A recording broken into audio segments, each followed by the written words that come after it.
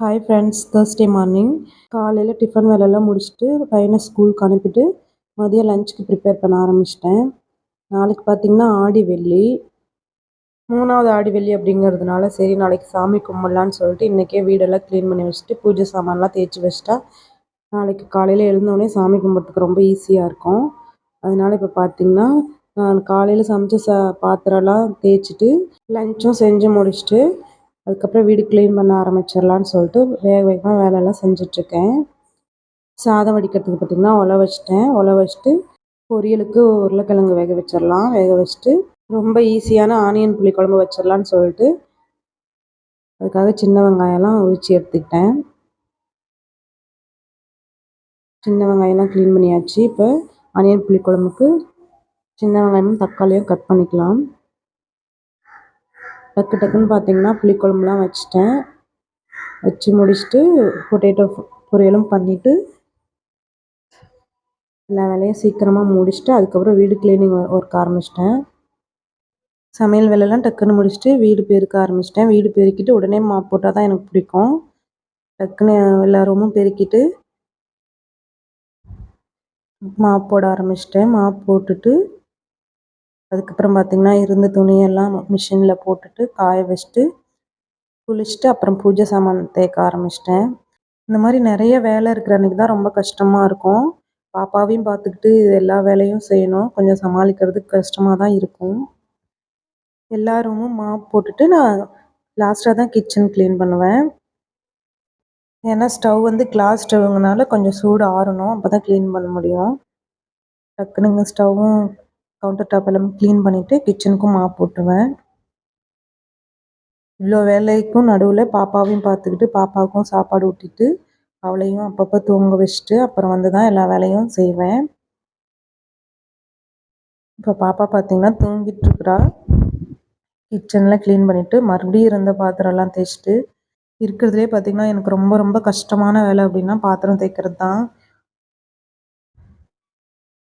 இருந்த எல்லா பாத்திரமும் மறுபடியும் தேய்ச்சி வச்சுட்டு மறுபடியும் கவுண்டர் டாப் க்ளீன் பண்ணிவிட்டு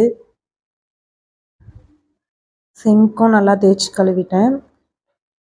கிச்சன் வேலைலாம் முடிஞ்சது.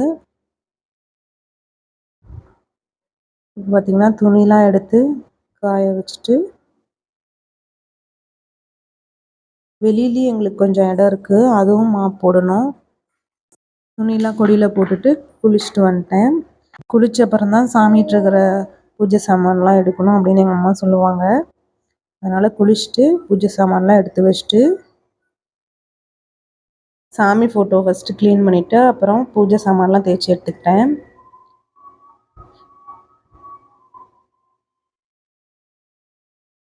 சாமிகிட்ட தொடச்சப்பறம் இப்படி தான் இருந்துச்சு. சாமி ரூம் மட்டும் எப்பயுமே நீட்டாக வச்சுருந்தா தான் எனக்கு ரொம்ப பிடிக்கும்.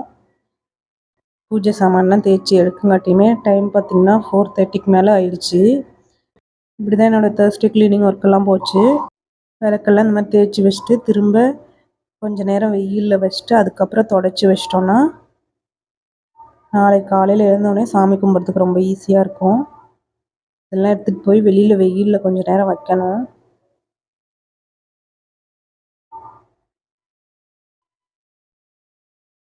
ஃப்ரைடே மார்னிங் எழுந்தோடனே குளிச்சுட்டு இன்றைக்கி என்ன சமையல்னு பார்த்திங்கன்னா பொங்கலும் சாம்பாரும் வச்சுட்டு சாமிக்கு படைக்கிறதுக்காக கூழும் விளக்கு போடுறதுக்காக மாவும் ரெடி பண்ணி எடுத்துக்கலாம். சாம்பாருக்கு பருப்பு வேக போட்டுட்டு அரிசிலாம் ஊற வச்சுட்டேன். பொங்கலுக்கு 1 டம்ளர் அரிசி, மாவிளக்கு போடுறதுக்கு ஒரு 3/4 டம்ளர் அளவுக்கு அரிசி ஊற வச்சுக்கிட்டேன். மாவிளக்கு போடுறதுக்கு அரிசி வந்து நல்லா கழுவிட்டு ஈரத்தோடு ஒரு பாத்திரத்தில் போட்டு வச்சிட்டோம்னாலே போதும். அதில் தண்ணி ஊற்றி வைக்கணும்னு அவசியம் இல்லை. இப்போ பார்த்திங்கன்னா கூழ் காய்ச்சறதுக்கு சுடு தண்ணி வச்சுட்டு கொஞ்சமாக அரிசியை பொடிச்சு எடுத்துக்கிட்டேன். சுடு தண்ணியில் பொடிச்ச அரிசியை போட்டு கொஞ்சம் நேரம் வேக விட்டுறலாம். வேக விட்டுட்டு அதுக்கப்புறமா ராகி மாவை நம்ம தண்ணியில் கலந்து வச்சுட்டு அதுக்கப்புறம் கொஞ்சம் கொஞ்சமாக ஊற்றி கலரணும். அப்போ தான் கூழ் கட்டி இல்லாமல் நல்லா வரும். சாம்பாருக்கு தக்காளி, வெங்காயம், பொட்டேட்டோ எல்லாம் கட் பண்ணி எடுத்துக்கலாம். அது கட் பண்ணி வச்சுட்டு வந்து பார்த்தா அரிசி வெந்துருச்சு. இதுலேயே கொஞ்சமாக நம்ம கரைச்சி வச்சுருக்க ராகி மாவை கொஞ்சம் கொஞ்சமாக ஆட் பண்ணி வேக வச்சு எடுத்துக்கிட்டால் கூழ் ரெடி ஆயிரும். உடனே எடுத்துடக்கூடாது, கொஞ்சம் நேரம் வேக வைக்கணும். அப்போ தான் ராகி மாவு நல்லா வெந்து கூழ் நல்லா டேஸ்ட்டாக இருக்கும். இப்போ சாம்பாருக்கும் பக்கத்துலேயே ரெடி பண்ணிட்டேன். இந்த மாதிரி கையில் ஒட்டாமல் வரணும், அப்போ தான் கூழ் ராகி வெந்துருச்சுன்னு அர்த்தம். கூழ் எடுத்து வச்சுட்டு அதே ஸ்டவ்வில் டீ போட்டுக்கிட்டேன். டீ குடிச்சிட்டு அதுக்கப்புறம் பொங்கல் வைக்க ஆரம்பிச்சிட்டேன். 1 டம்ளர் அரிசிக்கு 3/4 டம்ளர் அளவுக்கு நான் பாசிப்பருப்பு சேர்த்துருக்கேன். பொங்கல் நல்லா கொலைய வரணும்னா 1 டம்ளர் அரிசிக்கு 4 டம்ளர் அளவுக்கு தண்ணி ஊற்றிக்கணும். அப்போ தான் பொங்கல் நல்லாயிருக்கும். பொங்கல் ஸ்டவ்வில் வச்சுட்டு சாம்பார் பார்த்திங்கன்னா வெந்துட்டுருக்கு. அதுக்கப்புறம் பருப்பும் புளியும் ஆட் பண்ணணும். இங்கே சாம்பார் வைக்கிறப்ப பருப்பு முதல்ல ஆட் பண்ணுவீங்களா, இல்லை புளியை முதல்ல ஆட் பண்ணி வேக விட்டுட்டு அதுக்கப்புறம் பருப்பை ஆட் பண்ணுவீங்களான்னு கமெண்ட் பண்ணுங்கள். மாவிளக்குக்கு அரிசி மிக்சியில் அரைச்சிட்டு சலிச்சு எடுத்துக்கலாம்.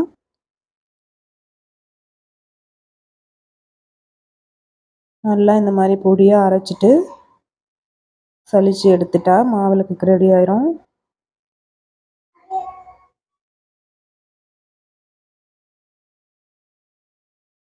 வாரம் ஆடி வெள்ளிக்கு இப்படி பூஜை செய்ய மாட்டேன். ஆடி வெள்ளியில் ஏதாவது ஒரு வெள்ளிக்கிழமை மட்டும் இந்த மாதிரி செஞ்சு சாமி கும்பிடுவேன். நீங்கள் எப்படி சாமி கும்பிடுவீங்கன்னு கமெண்ட் பண்ணுங்கள். இப்போ அரிசி மாவு சலிச்சப்புறம் அதில் சர்க்கரை ஆட் பண்ணி நல்லா மிக்ஸ் பண்ணிவிட்டு, சர்க்கரையை மிக்சியில் பொடிச்சிட்டு தான் ஆட் பண்ணணும். அப்படியே ஒரு 10 நிமிஷம் அப்படியே விட்டுட்டா அதுக்குள்ளே சர்க்கரைலாம் உருகிடும். இப்போ கூழ் ஒரு பாத்திரத்தில் சாமிக்கு வைக்கிறதுக்காக எடுத்து வச்சிடலாம். இப்போ மாவிளக்குக்காக மாவும் ரெடி பண்ணியாச்சு. சமையல் வேலையும் எல்லாம் முடிஞ்சது. பொங்கலும் ரெடி ஆயிடுச்சு, சாம்பாரும் ரெடி ஆயிடுச்சு. இப்போ போய் சாமி கும்பிட்டுறலாம்.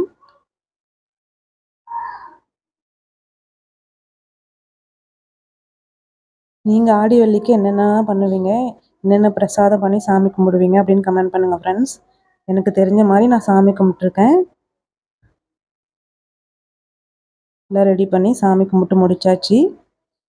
இப்படி தான் என்னோடய ஆடி வெள்ளி போச்சு. நீங்கள் என்னென்னலாம் பண்ணீங்கன்னு கமெண்ட் பண்ணுங்கள். இந்த வீடியோ பிடிச்சிருந்தா சப்ஸ்கிரைப் பண்ணிக்கோங்க ஃப்ரெண்ட்ஸ். தேங்க்யூ.